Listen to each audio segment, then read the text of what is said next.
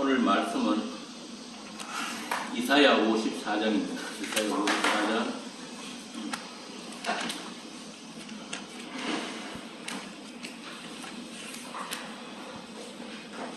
이사야 54장 1절부터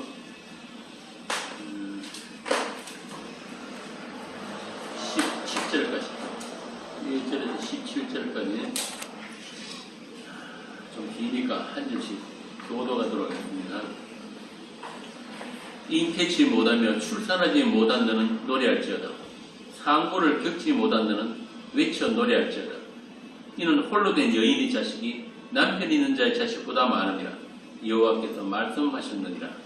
내 장막들을 넓히며 내 처소의 기장을 아끼지 말고 널리려되 너의 줄을 길게 하며 너의 말뚝을 견고히 할지어다. 이는 내가 좌우로 퍼지며 네 자손은 열방을 얻으며 황폐한 성읍들을 사람 살 곳이 되게 할 것입니다. 두려워하지 말라. 내가 수치를 당하지 아니하리라. 놀라지 말라. 내가 부끄러움을 보지 아니하리라. 네가 네 젊었을 때의 수치를 잊겠고 과거의 추억을 다시 기억함이 없으리니 이는 너를 지으신 이가 내 남편이시라. 그의 이름은 만군의 여호와이시며 내 구속자는 이스라엘의 거룩한이시라. 그는 온 땅의 하나님이라 일컬음을 받으실 것이라. 여호와께서 너를 부르시되 마치 버림을 받아 마음에 근심하는 아내 곧 어릴 때에 아내 되었다가 버림을 받은 자에게 함과 같이 하실 것이니라. 내 하나님께서 말씀하셨느니라. 내가 잠시 너를 버렸으나 큰 긍휼로 너를 모을 것이요 내가 넘치는 진노로 내 얼굴을 내게서 잠시 가렸으나 영원한 자비로 너를 긍휼히 여기리라. 내 구속자 여호와께서 말씀하셨느니라. 이는 내게 노아의 홍수와 같도다. 내가 다시는 노아의 홍수로 땅 위에 범람하지 못하게 하리라 맹세한 것 같이 내가 내게 노하지 아니하며 너를 책망하지 아니하기로 맹세하였노니. 산들이 떠나며 언덕들은 옮겨질지라도 나의 자비는 내게서 떠나지 아니하리라. 나의 화평의 언약은 흔들리지 아니하리라. 너를 긍휼히 여기시는 여호와께서 말씀하셨느니라. 너 곤고하며 광풍에 요동하여 안위를 받지 못한 자여, 보라, 내가 화려한 채색으로 내 돌 사이에 더하며 청옥으로 내 기초를 쌓으며 홍보석으로 내 성벽을 지으며 성유석으로 내 성문을 만들고 내 지경을 다 보석으로 꾸밀 것이며 내 모든 자녀는 여호와의 교훈을 받을 것이니 내 자녀에게는 큰 평안이 있을 것이며 너는 공의로 설 것이며 학대가 내게서 멀어질 것인즉 내가 두려워하지 아니할 것이며 공포도 내게 가까이 하지 못할 것이라. 보라, 그들이 분쟁을 일으킬지라도 나로 말미암지 아니한 것이니 누구든지 너와 분쟁을 일으키는 자는 너로 말미암아 패망하리라. 보라, 숯불을 불어서 자기가 쓸만한 현장을 제조하는 장인도 내가 창조하였고 파괴하며 진멸하는 자도 내가 창조하였은즉 너를 치르고 제조된 모든 연장이 쓸모가 없을 것이라. 일어나 너를 대적하여 송사하는 모든 혀는 네게 정죄를 당하리니 이는 여호와의 종들의 기업이요 이는 그들이 내게 써든 공인이라. 여호와의 말씀이니라. 아멘.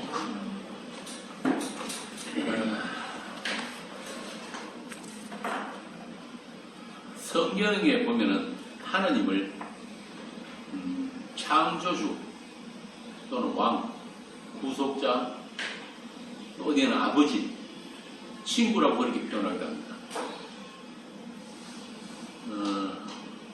그런데 오늘 본문에 보면은 이사야가 하나님을 내 남편이다. 내 남편이다.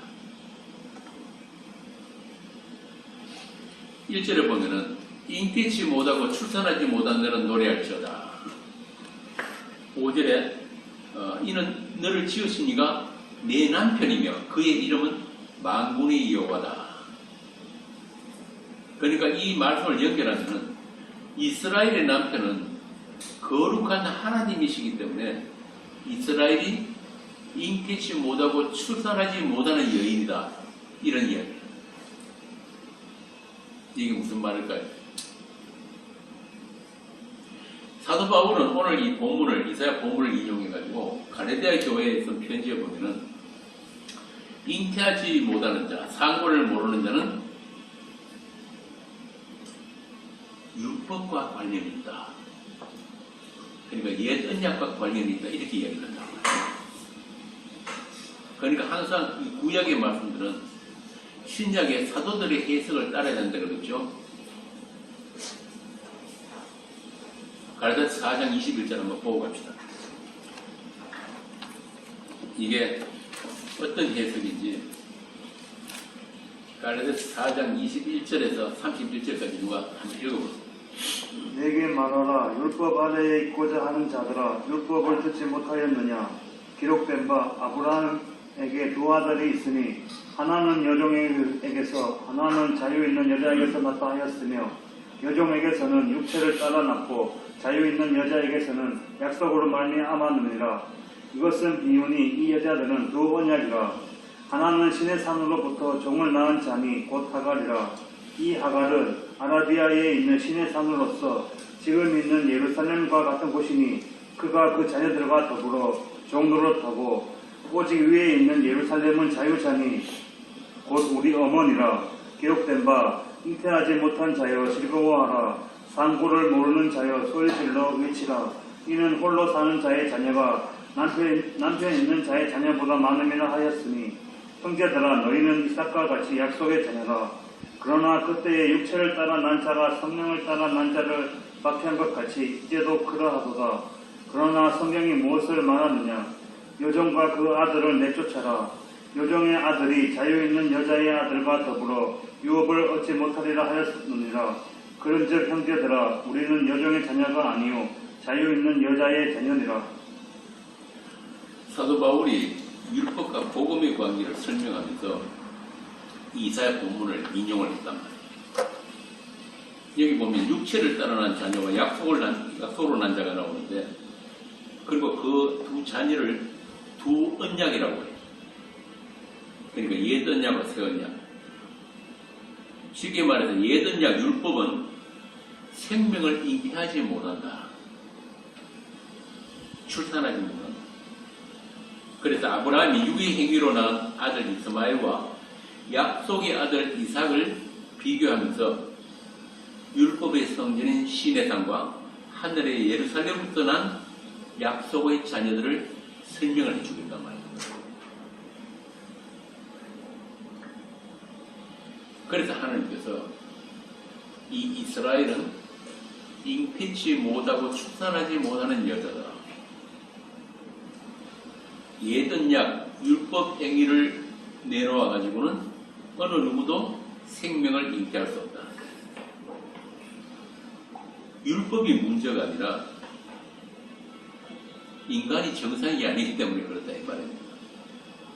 아담에게서 난 어떤 인간도 생명이 없어요. 생명이 없는 자들이기 때문에 생명을 잉태할 수도 없단 말이에요. 여기서 생명이란 말은 우리가 숨쉬고 움직이고 하는 그런 어떤 내폐시, 움직이는 생물, 생물학적인 그런 살아있음을 이야기하는 게 아니에요. 성경이 말하는 생명이라는 게 뭐냐면 하늘적 존재들의 영원한 생명을 이야기합니다. 하나님적인 생명.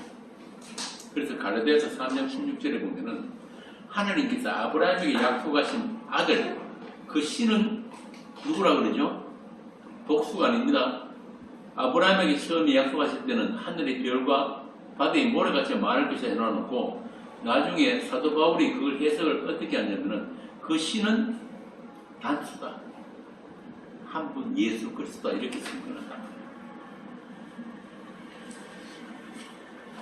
그러니까 구약에서 율법이 나쁜 거라는 그런 뜻이 아니라 그 율법 안에 담겨 있는 진리, 예수를 모르면은 생명과 상관이 없다 이런 말입니다. 그냥 육일 뿐이다. 육은 생명을 잉태하지 못한다. 그러니까 하갈이라는 땅의 예루살렘을 통해서 이스마엘이라는 죄인을 출산해 본 자가 이삭이라는 약속의 씨에 대해서 알게 된다. 그러니까 먼저 자기의 육적 가능성이, 육적 불가능이 하나님에 의해서 폭로되어 본 자가 비로소 생명에 대해서 눈을 뜨게 된다 이런 이야기입니다. 내가 열심으로 내놓는 율법 행위로는 생명을 잉태할 수가 없다. 그래서 예수님도 그런 말씀하셨어요. 살리는 것은 뭐다? 영이니 육은 무익하니. 육의 행위로는 안 된다 이 말입니다.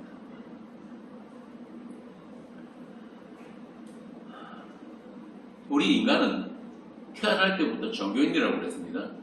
선악과를 따먹은 아담한테 태어나기 때문에 종교인이란 뭐냐면은 자기의 한계를 극복해가지고, 그러니까 이 죽음이라는 한계를 극복해서 영원한 생명, 성경에서 창세기에서 말하는 그 생명나무 열매에 손을 뻗치는 모든 행위가 종교예요.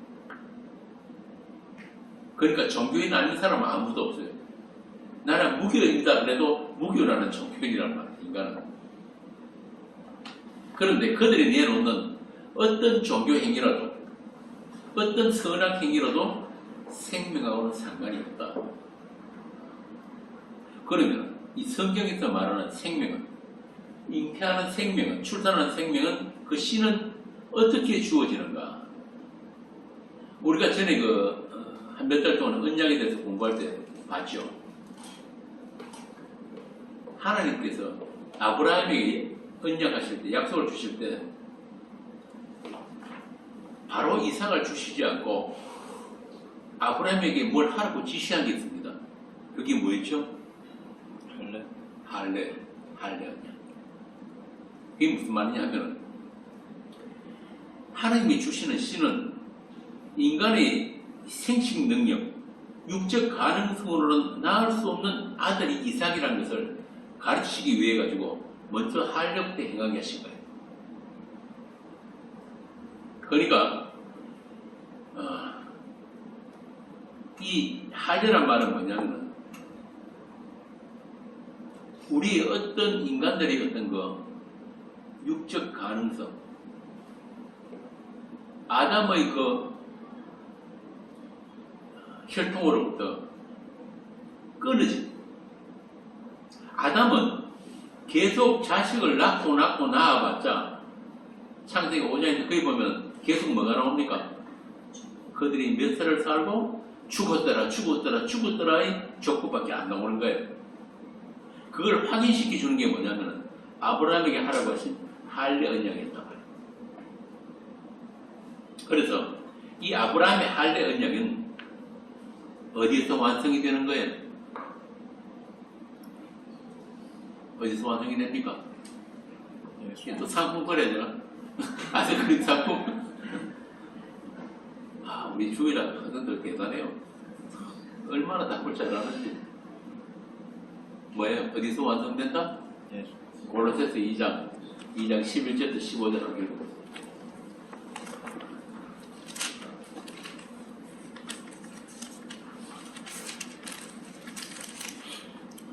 15절에서 2장 11절부터 15절. 또 그 안에서 너희가 손으로 하지 아니한 할례를 받았으니 곧 육의 몸을 벗는 것이요 그리스도의 할례니라. 너희가 세례로 그리스도와 함께 장사되고 또 죽은 자들 가운데서 그를 일으키신 하나님의 역사를 믿음으로 말미암아 그 안에서 함께 일으키심을 받았느니라. 또 범죄와 육체의 무할례로 죽었던 너희를 하나님이 그와 함께 살리시고 우리의 모든 죄를 사하시고 우리를 거스르고 불리하게 하는 법조문으로 쓴 증서를 지우시고 제하여 버리사 십자가에 못 박으시고 통치자들과 권세들을 무력하여 드러내어 구경거리로 삼으시고 십자가로 그들을 이기셨느니라. 어디서 완성된다고요? 십자가, 그리스도의 십자가. 12절을 보면 그리스도와 함께 장사된 그 죽음 안에서만 주어지는 새 생명, 부활의 생명이에요. 오직 하나님의 선택과 하나님의 은혜로만 주어지는 새 생명이기 때문에 약속의 아들들은 반드시 자신의 생산 능력 없음을 먼저 폭로당해야 되는 거예요. 우리는 어떤 생명도 잉태할 수 없는 자들이다. 그래서 생명이 어떻게 주어지는가를 알기 위해서는 먼저 생명 아님을 살아내야 되는 거예요. 우리가 굳이 이 육신, 죄 있는 육신을 가지고 이 선악의 몸을 가지고 인생을 살아야 되는 이유가 바로 그거란 말이에요. 이 죽음을 우리가 살아내므로 해서 비로소 우리가 그 생명을 향해서 눈이 열린다 이 말이에요. 그래서 요한복음에 보면은 예수님을 뭐라고 그래요? 생명의 빛이다. 나는 생명의 빛이다. 나는 생명의 떡이다. 이렇게 말씀을 하잖아요. 올 여름 캠프에서 요한복음에 나오는 몇 개, 7개 혹은 8개라고 하는데 나는 무엇이다. 에고 에임이 계속 연결해서 나오는데 그걸 좀 같이 나누라고 그래요. 그래서 예수님께서 자기 자신을 어떻게 소개를 하냐면은 요한복음의 특징이 예수님은 누구다? 하나님이다. 그 얘기를 하거든요. 그래서 그 하나님을 어떻게 표현하냐면 생명의 빛이다. 생명의 떡이다. 양의 문이다. 여러 가지로 자신을 표현을 한단 말이에요. 그래서 그 빛으로 오시고 생명으로 오신 그 예수님이 우리에게 주어지기 전에는 잉태치 못하고 출산하지 못하는 그런 선악의 몸, 아담의 몸이 무엇인지를 우리가 알아야 되는 거예요. 그걸 위해서 하나님이 먼저 주신 게 뭐냐면 율법이었단 말이에요. 율법. 그래서 로마서에 그러잖아요. 율법 주신 목적이 뭐다? 율법을 지켜서 너희들이 생명을 얻으라는 게 아니고 죄가 무엇인지를 깨달으라고 줬단 말이에요. 그래서 하나님의 약속을 주신 이스라엘이라는 말은 바로 잉태치 못하는 이스라엘을 이야기하는 거예요. 그들은 하나님의 그 약속 이름으로 말미암아서 하나님 주신 율법으로 말미암아서 우리는 잉태할 수도 없고 출산하지도 못하는 그런 불임의 여자들이구나 라는 걸 먼저 알아야 돼요. 이들을 신약으로 이야기하자면 그리스도의 신부된 교회다. 세상에서 홀로 된 자들이다. 남편 없는 자들이다. 그래서 이 에클레시아 교회란 말이 여성 명사예요. 여기까지는 전부 다 이해가 되시죠? 자, 그러면은 하나님께서 자신을 이스라엘의 남편이라고 소개하시는 이유가 뭐냐? 이게 제일 처음에 창세기 2장에 가면은 처음 창조 기사에서부터 이 내용이 나온단 말이에요. 이 내용을 가지고 나중에 사도 바울이 고린도전서입니까? 고린도전서 12장, 11장에 보면은 교회 안에서의 여자가 누군가에 대해서도 풀어서 해석해 놓은 게 있어요. 그러니까 우리가 먼저 이 창세기 2장부터 보자고. 창세기 2장. 아담을 만드시는 창조 기사에서 창세기 2장 21절, 21절부터 24절 한번 읽어보세요. 여호와 하나님이 아담을 깊이 잠들게 하시니 잠들매 그가 그 갈빗대 하나를 취하고 살로 대신 채우시고 여호와 하나님이 아담에게서 취하신 그 갈빗대로 여자를 만드시고 그를 아담에게로 이끌어 오시니 아담이 이르되 이는 내 뼈 중에 뼈요 살 중에 살이라 이것을 남자에게서 취하였은즉 여자라 부르리라 하니라. 이러므로 남자가 부모를 떠나 그의 아내와 합하여 둘이 한 몸을 이룰지로다. 자, 하나님께서 아담을 먼저 지으셨어요. 그리고 그에게서 여자를 만드십니다. 그 만드는 과정이 뭐냐면 아담을 깊이 재우시고 그 옆구리에서 갈빗 하나를 취하시고 그 갈빗대로 여자를 만드시는데 여기서 아담을 깊이 잠들게 하다. 이 말은 아담의 죽음을 은유하는 거예요. 메타포한단 말이에요. 성경엔 잠잔다는 말이 거의 다 이 죽음을 그렇게 묘사하는 게 굉장히 많아요. 그러니까 여자의 창조는 그 창조 출발부터가 남자의 죽음으로부터 발생되는 창조라는 거예요. 이 창조 기사에서부터 그 안에 하나님께서 복음을 숨겨 놓으신 거예요.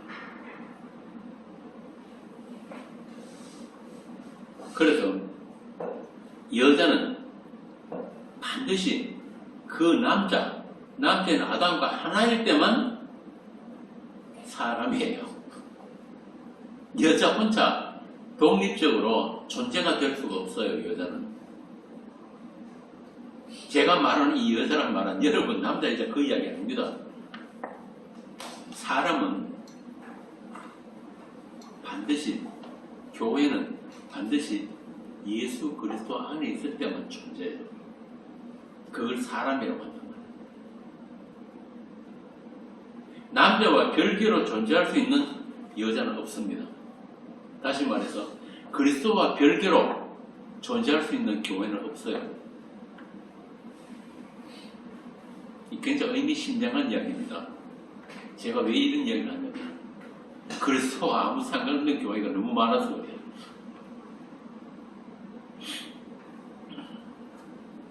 이게 뭐 흔히 말하는 남존여비라든지 뭐 이런 이야기가 아닙니다. 이거는 창조의 원리를 말씀드리는 거예요. 남자가 여자보다 더 우월하다 뭐 이런 뜻이 아니란 말이에요. 그래서 다시 말하면 이 창조 기사부터가 예수 그리스도와 그의 복음을 설명하기 위한 창조다. 그리스도와 교회의 이야기다.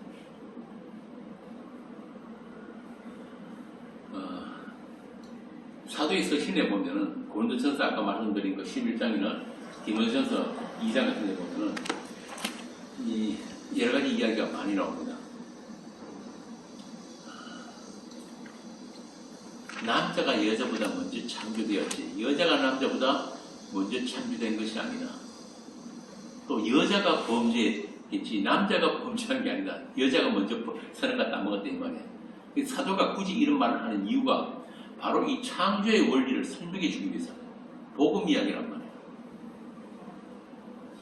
고대전서 이런 데도 보면은 여자는 교회에서 잠잠하라 혹은 여자는 머리에 수건을 써라 이런 말들이 계속 나옵니다. 이게 뭐냐면 전부 다 뭐 남자가 여자보다 우월하다 더 높은 위치에다 이런 말이 아니고 여자는 여기 사도 바울이 말하는 여자는 교회를 이야기하는 거예요. 그러니까 이 여자가 남자이신 그리스도를 타넘지 마라 이 말입니다. 여자가 교회에서 잠잠하라 이 말은 함부로 나대지 마라 이 말이에요. 이걸 또 우리 한국 교회가 잘못 해석을 해가지고 뭐 여자는 아예 강단에도 옛날에 못 올라가게 하고 별별 소리를 다 했는데 이게 처음에 선교사들이 들어오면서 우리나라에 그 원래 있던 그 유교사상 이거 막 이렇게 혼합을 시켜놨고 그런 바람에 쓸데없는 걸 전부 다 금지한 게 너무 많았단 말이에요. 혼합 쪽. 그래서 아까 우리가 창세기 거기 보니까 24절에 이름으로 남자가 부모를 떠나 그의 아내와 합하여 둘이 한 몸을 이룰지라. 한 몸이 될 때만 사람이에요. 여러분 아담에게 부모가 누굽니까? 부모 있었나요? 이 부모를 떠나 둘이 한 몸을 이룬다 그랬잖아요. 아담이 부모 있습니까? 없지. 하나님이 부모잖아요. 그죠? 하나님이 부모라는 아담은 하나님께로서 나와서 교회라는 신부를 맞아 아들들을 잉태하는 예수 그리스도의 모양이란 말입니다. 이걸 에베소서에서 아주 잘 설명을 해놨어요. 에베소서 5장 22절부터 한번 볼까요? 에베소서 5장 22절에서 33절까지 이거 한번 읽어보세요. 바울이 지금 창세기 그 창조 기사를 인용해가지고 이 사람들이 결혼에 대해서 그러니까 그리스도와 교회의 관계에 대해서 지금 설명을 해주고 있단 말이에요. 5장 22절부터 아내들이여 자기 남편에게 복종하기를 주께 하듯 하라. 이는 남편이 아내의 머리됨이 그리스도께서 교회의 머리됨과 같음이니 그가 바로 몸의 구주시니라. 그러므로 교회가 그리스도에게 하듯 아내들도 범사에 자기 남편에게 복종할지니라. 남편들아 아내 사랑하기를 그리스도께서 교회를 사랑하시고 그 교회를 위하여 자신을 주신 같이 하라. 이는 곧 물로 씻어 말씀으로 깨끗하게 하사 거룩하게 하시고 자기 앞에 영광스러운 교회로 세우사 티나 주름 잡힌 것이나 이런 것들이 없이 거룩하고 흠이 없게 하려 하심이라. 이와 같이 남편들도 자기 아내 사랑하기를 자기 자신과 같이 할지니 자기 아내를 사랑하는 자는 자기를 사랑하는 것이라. 누구든지 언제나 자기 육체를 미워하지 않고 오직 양육하여 보호하기를 그리스도께서 교회에게 함과 같이 하나니 우리는 그 몸의 지체임이라. 그러므로 사람이 부모를 떠나 그의 아내와 합하여 그 둘이 한 육체가 될지니 이 비밀이 크도다. 나는 그리스도와 교회에 대하여 말하노라. 그러나 너희도 각각 자기 아내 사랑하기를 자신같이 하고 아내도 자기 남편을 존경하라. 그러니까 우리 인간들이 결혼 안에 뭘 숨겨놨다? 비밀을 숨겨놨다. 복음을 숨겨놨단 말이에요. 그리스도와 교회는. 그래서 하나님이 정하신 남자는 하나밖에 없어요. 다른 남자 없단 말이에요. 누굽니까? 씨를 가진 남자 누구? 여자인 교회로 하여금 아들을 잉태하게 하는 남자는 한 분 예수 그리스도다. 지금 이야기를 하고 있는 거예요. 이 복음 이야기를 설명해 주시려고 구약에 보면은 잉태치 못하는 여인들의 이야기가 그렇게 많이 나옵니다. 아브라함의 아내 사라부터 시작했던 이브가, 라헬, 한나, 그리고 결정적으로 동정녀 마리아. 결혼도 하지 않고 남편이 씨를 받은 적도 없는데 예수를 잉태한 여자. 이게 바로 교회의 모양이에요. 이렇게 생신 능력이 전혀 없는 여인들에게서 하나님의 약속의 자손들이 태어나는 것을 보여주면서 하나님의 약속이 개입되지 않는 생명이 없는 이스라엘의 실태를 폭로하신 게 구약을 통해서. 도저히 생명일 수 없는 죽은 흙인 이스라엘. 그들에게 하나님의 약속이 심겨짐으로 해서 오직 그 약속의 능력, 시의 능력으로만 약속의 아들들이 결실하게 된다. 이것을 구약의 역사를 통해서 우리에게 보여주셨단 말이에요. 꼭 믿음의 사람들이, 아내들이 그래서 잉태를 못하는 거예요. 그런데 구약의 이 구약 고대 사회에서는 우리나라도 옛날에 그랬지만 애 못 낳는 여자들은 그냥 갖다 내버립니다. 사람 취급을 그렇게 구박을 받았다. 일부러 그런 고난의 삶을 구해주신다면 하나님의 생명이 어떤 방식으로 잉태되는가. 한마디로 아담의 혈을 통해서 그리스도의 계보로 옮겨지는 역사를 보여주기 위한 역사가 바로 이스라엘의 역사다 이야기입니다. 그래서 그들 가운데 하나님이 지시하신 그 율법 희생제사를 통해서 오실 그리스도를 기다리고 멀리서 바라보면서 즐거워한 성도들이 있었다. 그래서 그들도 우리처럼 예수를 믿어서 구원받는 하나님의 교회, 그리스도의 씨를 받아 생명을 잉태한 신부들이다. 그런 이야기예요. 그래서 하나님의 관심은, 하나님의 목적은 이 세상에서 우리가 행복하게 살고 또 이 세상의 발전이나 이 세상의 평화가 아니라 자기 사람들에게 생명을 주시는 거예요. 하나님의 뜻은 이거 하나밖에 없습니다. 이게 하나님께서 이 세상을 창조하시고 우리로 하여금 하나님 사람들을 이 세상에 하나씩 보내는 그 이유가 바로 그것밖에 없어요. 그 생명의 눈뜨게 하시고 이미 우리가 그 나라에서는 완료되어 있지, 완성되어 있지만 이 보이는 이 세상, 이 세상 속에서, 시간과 역사 속에서 우리 안에 그 생명을 심어주시기 위해서, 잉태케 하기 위해서. 그래서 우리가 지금 이 세상을 살고 있는 성도들입니다. 그래서 그 성도들, 그 교회는 다 이 세상 속에서 불임의 인생을 살게 된다. 그리고 그 불임으로 인해서 육체를 따라난 자들에게 핍박을 받는 인생을 살게 된다. 한마디로 세상에게 미움을 받는다 이 말이에요. 예수님이 그러셨잖아요. 너희가 세상에 속하지 않았기 때문에 너희가 세상에 속했으면 세상이 너희를 사랑할 것이나 너희가 나에게 속했기 때문에 내 사람들이기 때문에 반드시 너희들도 불임의 세월을 살아야 되고 또 그것으로 인해서 세상이 너희들을 미워할 것이다. 이스마엘이 이삭을 핍박한 것 같이 똑같다는 거예요. 하나님께서 그들에게 하늘에 있는 예루살렘, 자유하는 여자의 자녀됨을 가르치시기 위해서 우리에게 하나님의 유업을 얻지 못하는 자들이 누구인지를 보게 하시는 거예요. 그게 하나님이 가르치시는 방법이에요. 시심과 교제를 통해 하갈과 이스마엘을 우리 주변에 배치해 두셨다는 거예요.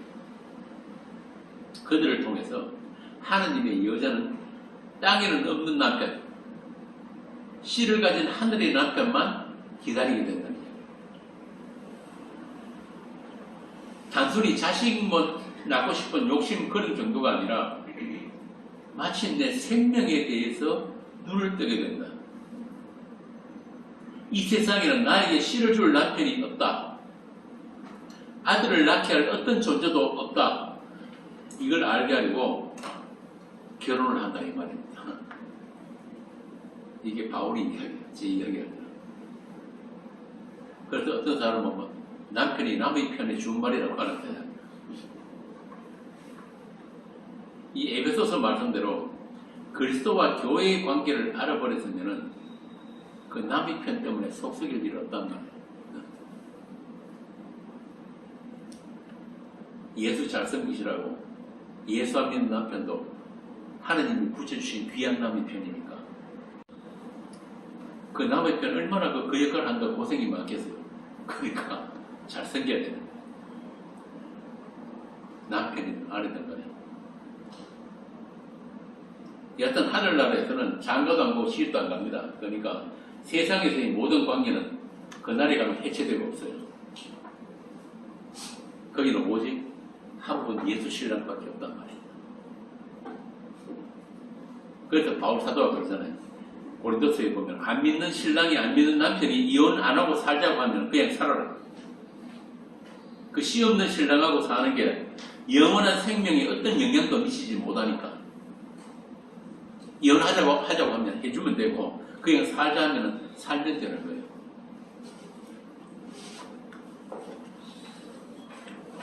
이 기독교가 뭘 좀 잘못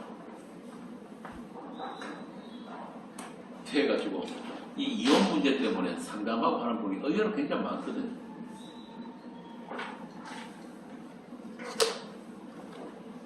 예수를 믿는다는 말은 말 그대로 예수만 믿으면 되는 거예요.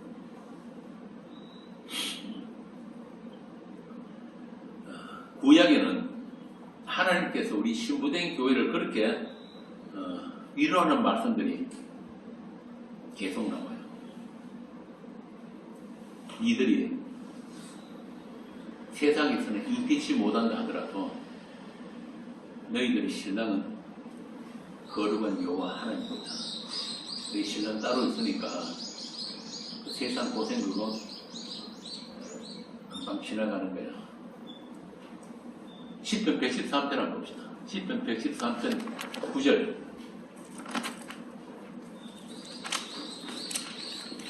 한번 읽어봅시다.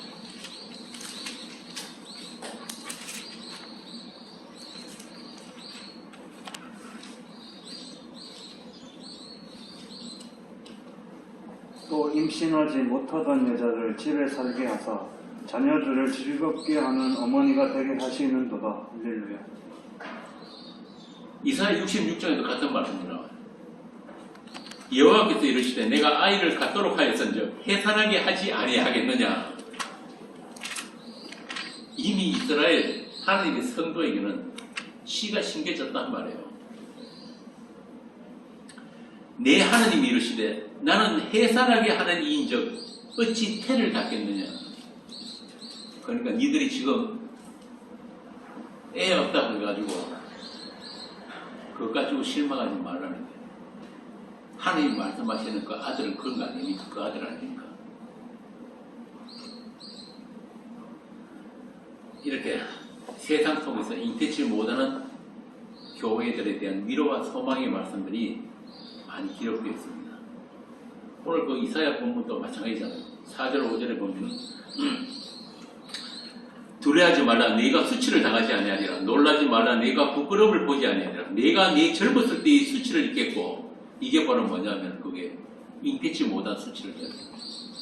과부 때의 치욕을 다시 기억하며 드리니 남편 없는 과부의 치욕이라고. 이는 너를 지으시니가 누구다? 네 남편이다. 그의 이름은 만군의 여호와시며 내 구속자는 이스라엘의 거룩한이시라. 그는 온 땅이 하나님의 일컬음을 받으실 것이다. 네 남편 따로 있으니까 그런 것 때문에 걱정하지 말라는 거예요.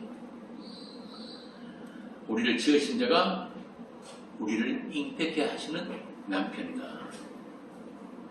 우리를 자기와 같은 생명이 있는 존재로 지으셨기 때문에 자기 생명을, 그 씨를 우리에게 나누어 주시는 남편이, 그분이 여호와 하나님입니다. 아담이란 말부터가 죽은 흙에 하나님이 피가 부어져서 사람이 된다 이 뜻이거든요. 그러니까 하나님의 형상인 아담, 사람, 아들로 완성되는 것이 바로 하나님의 목적이고 영광이고 남편의 기쁨이다 이야기입니다. 창세기 2장에서 아담이 자기에게 떠난 이 하와를 보면서 어떻게 기뻐합니까? 읽어보니까 이는 내 뼈 중의 뼈요 살 중의 살이라. 하나님이 우리를 보시는 시각이 그렇게 사랑스러운 거예요. 보기만 봐도 이쁘다. 이 같은 말씀이 서바냐에도 나오죠. 서바냐 3장 14절부터 한번 읽어보세요. 이거 굉장히, 이거 가지고 뭐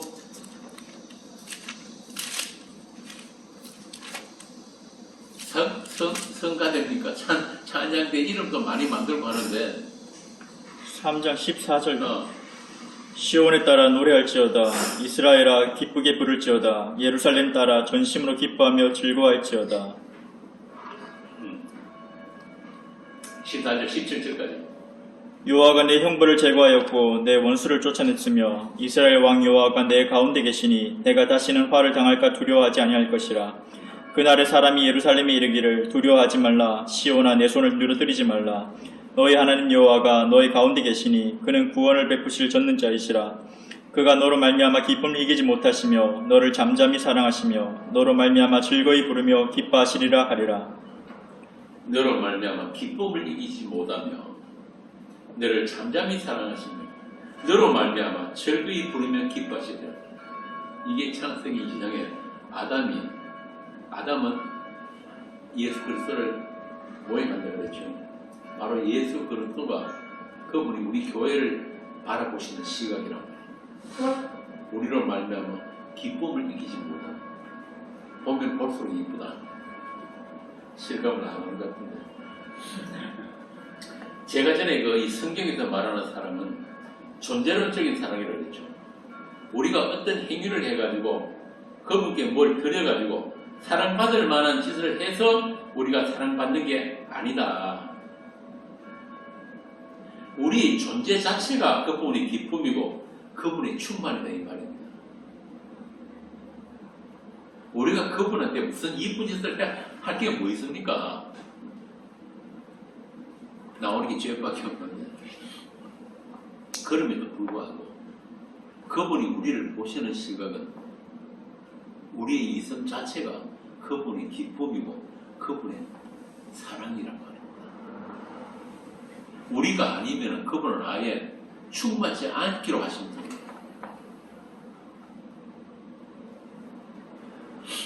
그래서 바울이 그러잖아요. 그 사랑의 크기와 높이와 넓이를, 깊이를 좀 알아라. 그런 하나님적인 사랑을 세세하게 우리 눈높이에 맞게 세밀하게 다 기록해 놓은 게 바로 이 신구약 성경이란 말입니다. 아들의 신부인 에클레시아, 아들과 한 몸 된 그 교회는 그 존재 자체로 하나님의 충만이고 하나님의 기쁨이고 하나님의 작품입니다. 제가 말하는 교회는 대한예수교 장로 이런 거 아니라는 거 아시죠? 하나님의 피로 사신 그 교회를 얘기합니다. 그러므로 하나님은 자기 약속대로 남편으로서 해야 할 일을 성실하게 수행하셔서 이스라엘을 애굽에서 이끌어내시고 그들이 언약을 파괴해서도 버리지 아니하시고 새 언약을 그들 안에 심어주시는 하나님이십니다. 앞으로 오실 예수 그리스도에 의해서 아예 하나님이 그 남편이 우리 안에 들어와 버렸단 말입니다. 그걸 예레미야에서 미리 선지자를 통해서 말씀하셨어요. 예레미야 31장 31절을 읽어보세요. 이제는 우리 밖에 있는 그 남편이 아니라 우리 밖에 있는 약속이 아니라 그분이 우리 안에 들어와 버리신 거예요. 31장 31절 읽어보세요. 여호와의 말씀이니라. 보라, 날이 이르리니 내가 이스라엘 집과 유다 집에 새 언약을 맺으리라. 곧 뒤에 다시 32절.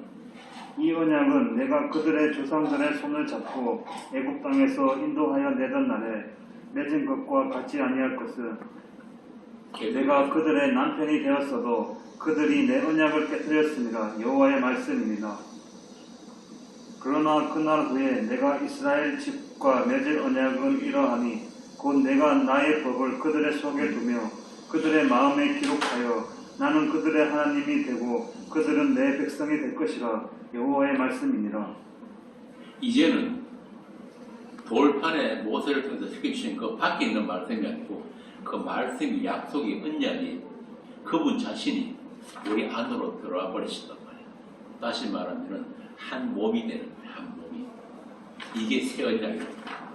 이 새 언약을 구약에서부터 선지자를 통해서 우리에게 알려주신 거예요. 이 새 언약의 대상이 바로 남편이 피로 사신 여러분들만 교회. 이렇게 하나님의 신부들은 자신이 어떤 자격을 갖추어 가지고 신부가 되고 또는 자신의 열심으로 생명을 출산하는 것이 아니라 남편이신 하나님의 전적인 은혜, 저항할 수 없는 그 사랑으로 신부가 되고 생명을 잉태하게 된다. 아가서에 나오는 그 계달의 장막 같은 술람비가 솔로몬의 끝없는 사랑으로 왕비가 되는 그런 그림이 바로 그리스도라는 신랑과 교회의 사랑 이야기, 결혼 이야기인 것입니다. 예루살렘 여자들이 시기와 미움 속에 이루어지는 그 사랑 이야기. 아무 자격 없고 불가능한 죄인에게 신랑의 시가, 신랑의 사랑이 불가항력적으로 거부할 수 없는 은혜로 침노해서 마침내 새 생명이 잉태되는 것. 그것이 바로 구원의 완성이란 말입니다. 우리의 남편이 되시기 위해서 우리를 지으시고 죽음같이 강한 사랑으로 우리를 구속하신 피난편이신 예수. 그의 거룩한 피로 우리를 씻기시고 세마포 새 옷으로 갈아입히시기까지 하나부터 10까지 전부 그분이 다 하셨기 때문에 그분이 나의 주고 나의 하나님이신 거예요.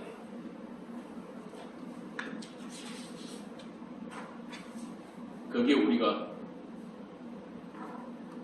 그리스도 우리 주라고 하는 그 주님입니다.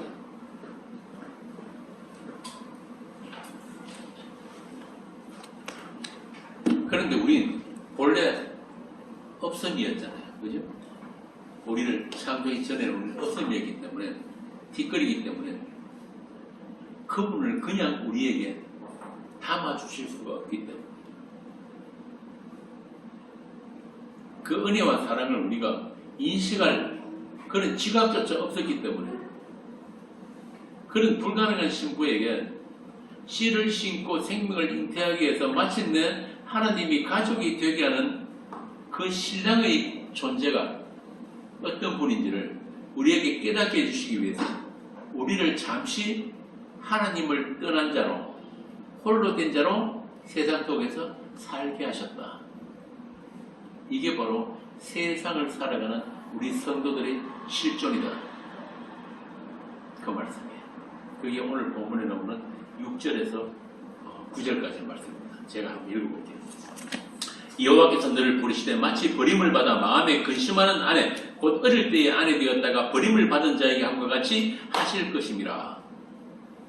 이게 잠시 우리 신랑, 우리 하나님과의 별리, 이별이 우리 인생을 사는 거. 내가 잠시 너를 버렸으나 큰 긍휼로 너를 모을 것이요 내가 넘치는 진노로 내 얼굴을 내게서 잠시 가렸으나 영원한 자비로 너를 긍휼히 여기리라. 내 구속자 여호와께서 말씀하셨느니라. 그래서 우리 인생살이가 이렇게 힘들고 외롭고 아프고 고단한 거란 말입니다.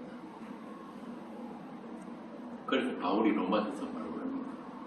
너희들이 다 무엇으로 구원을 얻었다? 소망으로 구원을 얻었다. 우리 안에 들어와 계신 그분이 우리의 눈을 열고 우리의 마음을 열어서 이 세상 것이 아닌 이거 아니구나. 이 세상에는 내 남편 없구나. 내 남편은 위에 계신 그분이구나.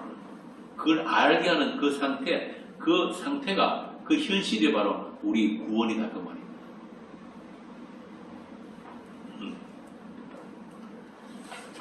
하나님이 진노와 버림을 당한 것 같은 이 기간 동안에 왜 하나님의 신부들은 남편이 긍휼하심과 오래 참으심의 용서와 그저 덮으시는 그 인자로만 신부가 될 수 있는지를 배우는 기간이 바로 우리 인생살이입니다. 신랑에게 절대 의존함으로만 존재하게 되는 자신들의 실체를 체험하고 고백하고 면목 없이 다시 신랑의 품에 안기는 그 모든 과정이 은혜의 구원이라는 것입니다. 노아의 홍수 심판 이후에 하나님이 노아에게 약속하신 내가 다시는 사람으로 인하여 땅을 저주하지 않으신다고 하시고 그 이유를 사람의 마음이 계획하는 모든 것이 어려서부터 항상 악하기 때문이다.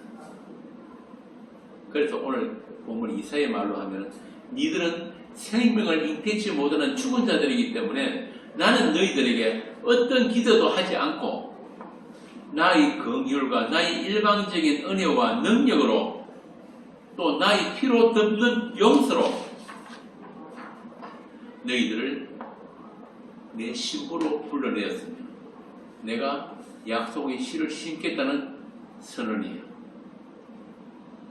이게 구약에서 이스라엘을 향한 하나님의 선포였단 말이에요. 그리고 그렇게 하나님의 일방적인 은혜가 침노한 자들만 그 하나님이 누구시고 그 남편이 어떤 남편인지를 알게 된다. 그래서 성경에서 안다는 말은 그냥 지식이 아니란 말이에요. 지식이 아니라 한 몸이 된 그걸 야다 기노스코라고 합니다.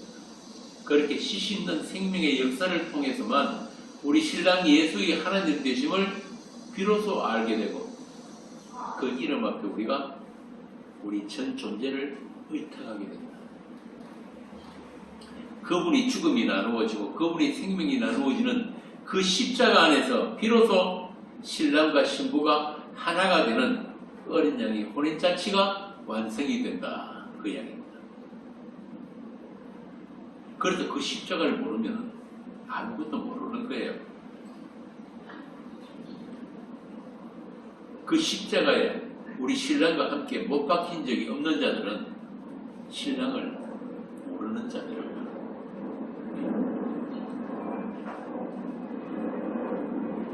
그래서 그들이 졸고 있는 동안에 신랑이 찾아버린답니다.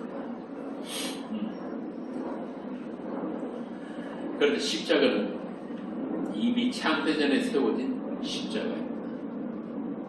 다시 말하면 우리의 어떤 행위나 우리의 열심이나 우리의 자격이나 됨됨이와 상관없이 우리가 있기도 전에 이미 세워진 어린 양의 십자가이기 때문에 우리가 그분과 함께 십자가에 못 박힌 것도 영원점이라는 이야기예요. 그래서 바울이 가르다서 2장에서 그러잖아요. 아예 그 예수님을 핍박하고 예수님을 잡아 죽이러 다니고 있던 그 바울이 내가 그리스도와 함께 십자가에 못 박혔다 하는 거예요. 예수를 십자가 못 박힐 때 그건 수도 없었던 바울이 자기는 이미 예수와 함께 십자가에 못 박힌 자다. 왜? 그 십자가는 이미 창대전에 영원전에 세워진 십자가입니다. 자기는 이미 그 영원전 그 언약 안에 들어있었다 이 이야기예요. 여러분도 똑같은 거예요. 그래서 여러분이 어떤 삶을 살았든지 어떤 행위를 했든지 어떤 죄를 지었든지 또 반대로 여러분이 얼마나 교회에 충성하고 얼마나 많은 일을 하고 착한 인생을 살았든지 아무 상관없이 여러분 안에 예수 피가 있냐 없느냐, 네가 그 예수와 함께 십자가에 못 박혔냐 안 박혔냐 그것만 보신단 말이에요. 여러분 이미 그 어린 양이 혼인잔치에 불려 나온 자들이고 그 자리로 옮겨진 신부들이에요. 우리가 받아야 할 저주와 우리의 허물과 질고를 지고 이 땅에 오신 신랑 예수의 그 찔림과 그 쪼개지심으로 우리가 흠없고 깨끗한 신부로 온전하고 아름다운 교회로 하나님 앞에 세워졌다. 그래서 11절입니다. 너 공고하며 광풍에 요동하여 안위를 받지 못한 자여 보라, 내가 화려한 채색으로 내 돌 사이에 더하며 청옥으로 내 기초를 쌓으며 홍보석으로 내 성벽을 지으며 성유석으로 내 성문을 만들고 내 지경을 다 보석으로 꾸밀 것이며.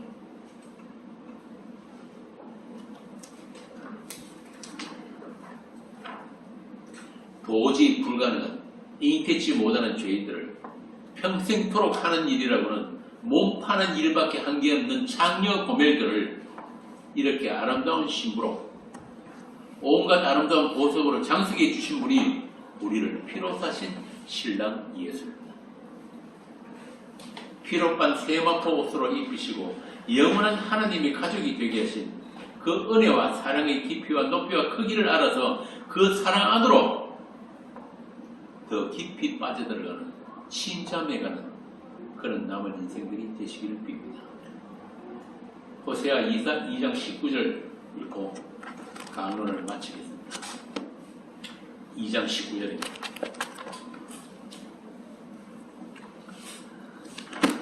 제가 읽겠습니다.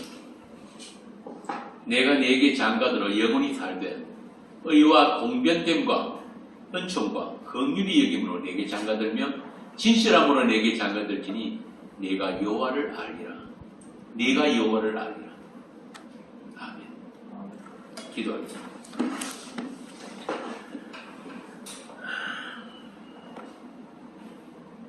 이 땅을 다녀가신 여호와, 우리 남편이신 예수님, 그 은혜를 찬송합니다. 우리의 어떠함에도 불구하고 오직 사랑으로 생명을 심어주시고 생명을 결실하신 놀라운 그 은혜의 영광을 온 세상에 선포하고 자랑할 수 있는 그런 신부들이 되게 하옵소서. 그 사랑으로 아무 부족함이 없는 그런 복된 교회가 되게 하시고 우리 남은 날 동안 그 사랑의 노래, 그 아가를 배우기에 게으르지 않는 그런 성도들이 되게 하여 주옵소서. 주 예수 그리스도 이름으로 기도합니다.